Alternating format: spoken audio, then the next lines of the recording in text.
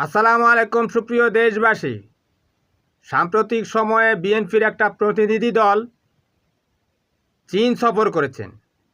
সেখানে চীনের বর্তমান ক্ষমতাসীন দলের আন্তর্জাতিক বিষয়ক ভাইস প্রেসিডেন্ট সান ওয়ে ডংয়ের সাথে মিটিং হয়েছে।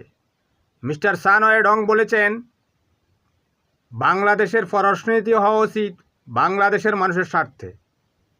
তিনি এই কথা এজন্যই বলেছেন, বঙ্গোপসাগরে আমেরিকা আসতে চায়, কারণ আমেরিকার প্রতিপক্ষ হচ্ছে চীন।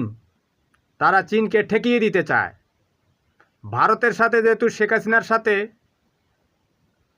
হাসিনা তো ভারতেরই এজেন্ট, তো ভারত যেহেতু আমেরিকার সাথে শেখ হাসিনার সুরাহা করে দিত, সে কারণে চীন তো সেগুলো বুঝতে পেরেই তাদের পদক্ষেপ নিয়ে